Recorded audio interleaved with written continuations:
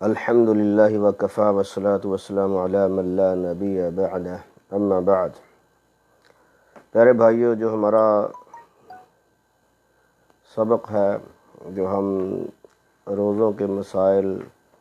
اقبال کیلانی حفظہ اللہ تعالی کی کتاب سے جو ہم نے سبق شروع کیا ہے، تو زیادہ تر ہمارا ان ساتھیوں سے متعلق یہ سبق ہوتا ہے جو ہمارے پاس جعلیات میں پڑھنے کے لیے آتے ہیں۔ تو اس کے علاوہ جو بھی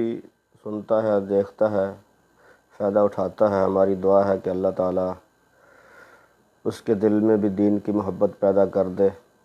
اور پھر ہم سب کو اس پہ عمل کرنے کی توفیق عطا فرما دے۔ عن ابی ہریرہ رضی اللہ تعالی عنہ قال قال رسول اللہ صلی اللہ علیہ وسلم قال اللہ عز وجل کل عمل ابن آدم له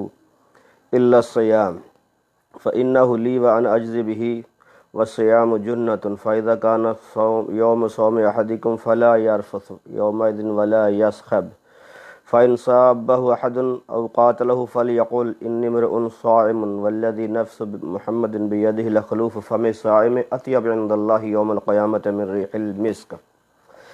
وللصائم فرحتان يفرحهما إذا أفطر فرح بفطره وإذا لقي ربه فرح بصومه رواه مسلم۔ ابو ہریرہ رضی اللہ تعالی عنہ فرماتے ہیں،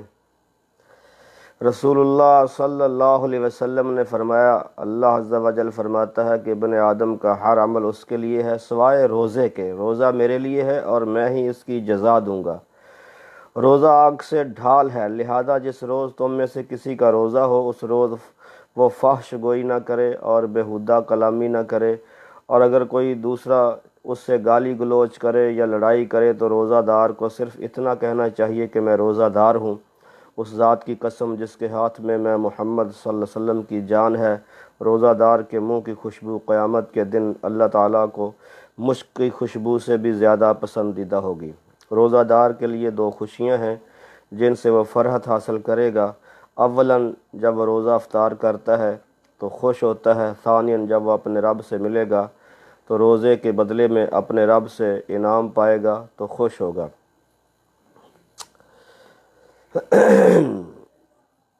رسول اللہ صلی اللہ علیہ وسلم کے اس فرمان کے اندر شروع میں آپ نے فرمایا کہ اللہ فرماتا ہے کہ باقی سارے عمل بندے کے لیے ہیں، الا الصیام فإنہ لی وأنا أجزی بہ، روزہ میرے لیے ہے اور میں ہی اس کی جزا دوں گا۔ تو باقی عمل بھی، نماز،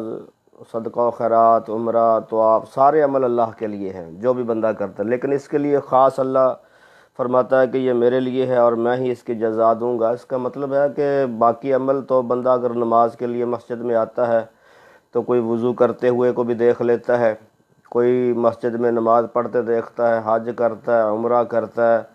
تو لوگوں کو پتہ چلتا ہے کہ یہ عمرے کے لیے آیا، عمرہ کر رہا ہے، یہ طواف کر رہا ہے،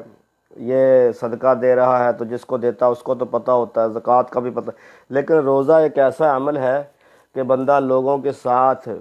مل کے اکٹھے دسترخوان پہ بیٹھ کے سحری کرے اور شام کو اکٹھے دسترخوان پہ بیٹھ کے افطاری کرے، لیکن پھر بھی رب کے سوا کسی کو پتہ نہیں ہوتا اس کا روزہ ہے کہ نہیں ہے، کیونکہ روزہ ایک پوشیدہ عمل ہے جس کا رب کے سوا کوئی نہیں جانتا، حتیٰ کہ اس کی بیگم کو بھی نہیں پتہ روزہ ہے کہ نہیں ہے، چاہے وہ سحری کر لے لیکن اس کو کیا پتہ اس نے روزہ رکھا کہ نہیں رکھا، باہر جا کے پھر کھانا کھا لیا ہو، پانی پی لیا ہو۔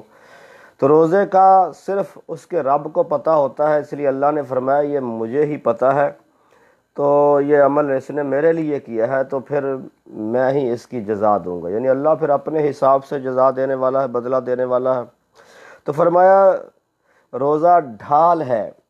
جیسے جنگ میں، لڑائی میں لوگ جاتے تھے تو ایک ہاتھ میں تلوار ہوتی، دوسرے میں ڈھال ہوتی تھی، وہ دوسرے کا وار روکنے کے لیے توے کی شکل کی ہوتی تھی، دستی لگی ہوتی، پکڑ کے اس کو آگے کر دیتے تاکہ دشمن کا وار اس کے اوپر اثر انداز نہ ہو۔ تو اسی طرح فرمایا روزہ ڈھال ہے، روزہ بندے کو جہنم کی آگ سے بچائے گا، یہ جہنم سے جو روزے دار ہوگا، روزے رکھنے والا ہوگا، اس کو روزہ قیامت کے دن جہنم کی آگ سے بچائے گا۔ فرمایا جس کا روزہ ہو فلا یرفث یومئذ ولا یسخب، پھر وہ بیہودہ کلامی نہ کرے، گالی گلوچ نہ کرے۔ یہ نہیں ہے کہ پھر وہ سارا دن بیہودہ کلامی، جیسے آج کل ماحول بن گیا ہے، نوجوان سارا دن جگتیں کرتے پھرتے ہیں، وہ یہ ڈرامے، یہ مراسیوں کی باتیں سنتے ہیں، اور قرآن کی کوئی صورت یاد کرے نہ کرے یہ جگتیں ضرور یاد کر لیتے ہیں، اس لیے کہ کہیں بھی کھڑے ہوں گے تو یہ شروع کریں گے دوسرے کو نیچا دکھانے کے لیے زیادہ جگتیں کریں گے، تاکہ وہ کہے کہ ماشاءاللہ اس نے بہت یاد کی ہیں۔ تو یہ بیہودہ کلامی جو یاد کر کے پھرتا ہے، اسے چاہیے کہ کوئی نبی کا فرمان یاد کر لے، قرآن کی کوئی صورت یاد کر لے، پڑھے گا تو اس کو اجر و ثواب ملے گا۔ تو روزے کی حالت میں یہ بیہودہ کلامی سے پرہیز کرے، گالی گلوچ نہ کرے، اور فرمایا کہ اگر اس سے کوئی لڑائی دیتا ہے تو فَلْيَقُلْ إِنِّي امْرُؤٌ صَائِمٌ، وہ کہے کہ میں تیری گالی کا جواب اس لیے نہیں دیتا کہ میں نے روزہ رکھا ہوا ہے، تیرے جھگڑے کے مقابلے میں تیرے ساتھ جھگڑا اس لیے نہیں کرتا کہ میرا روزہ ہے، میں روزے کی حالت میں مقابلہ نہیں کر سکتا۔ روزہ صبر کا نام ہے، تو یہ صبر کرے، دوسرے کی لڑائی جھگڑے کے مقابلے میں بھی صبر کرے، اگر وہ اس کو گالی دیتا ہے تو پھر بھی صبر کرے، تو یہ نہیں ہے کہ یہ بھی مقابلہ شروع کر دے۔ فرمایا والذی نفس محمد بیدہ لخلوف فم صائم اطیب عند اللہ یوم القیامت من ریح المسک۔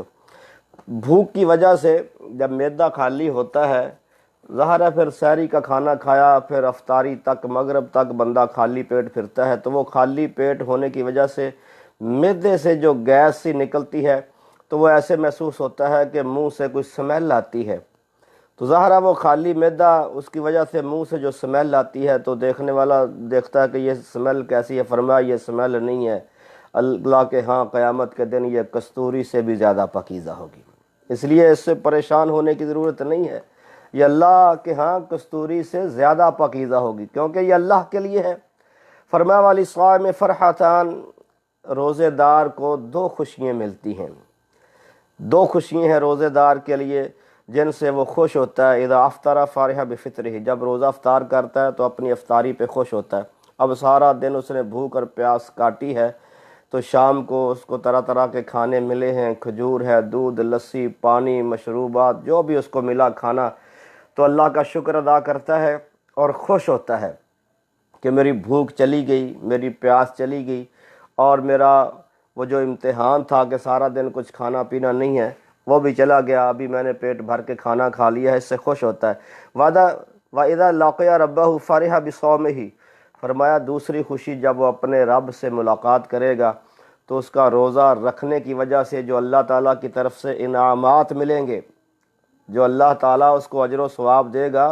جو بھلائیوں اور انعام دے گا، تو یہ اس وقت بھی خوش ہو جائے گا۔ اس لیے آپ نے فرمایا کہ روزہ دار کے لیے دو خوشیاں ہیں، ایک تو افطاری پہ، اور دوسری جب قیامت کے دن اللہ کے سامنے جائے گا تو اللہ اس کے روزے کی وجہ سے جو اسے انعامات دے گا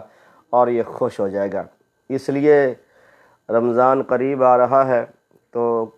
یہ نہ ہو کہ یہ ایک مہمان مہینہ گنتی کا ایسے ہی ہمارے سروں سے ہو کے گزر جائے، تو ہمیں عزم کرنا چاہیے کہ ہم نے انشاءاللہ روزے رکھنے ہیں، اور اس کی تیاری کرنی چاہیے کہ ہم نے انشاءاللہ جو ہے نا رمضان سے بھرپور اس کی رحمتوں سے، برکتوں سے فائدہ اٹھانا ہے۔ اور اب تو حالات ایسے ہیں، اور رمضان کے اندر روزے کی حالت میں اللہ دعا بھی قبول کرتا ہے، تو اللہ تعالیٰ سے دعائیں بھی کریں زیادہ سے زیادہ کہ اللہ تعالیٰ یہ آزمائش بھی لے جائے۔ یہ مسلمانوں کے لیے جو پریشانی بنی ہوئی ہے، یہ رمضان میں پتہ نہیں مساجد میں تراویح کے لیے مسجدیں کھلیں گی یا نہیں کھلیں گی، اللہ کو حال معلوم ہے۔ اللہ سے دعا زیادہ سے زیادہ کریں کہ یا اللہ ہم رمضان میں مسجد میں جا کے تراویح پڑھیں، نماز پڑھیں۔ اللہ تیرے آگے کوئی مشکل نہیں ہے، تو کون کہہ کے سب کچھ کر دیتا ہے،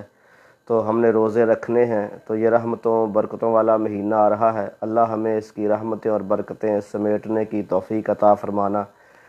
تو اللہ سے دعا ہے کہ اللہ تعالی ہم سب کو اسلام کو سمجھ کر اس کے اوپر عمل کرنے کی توفیق عطا فرمائے۔ فما علینا الا البلاغ المبین۔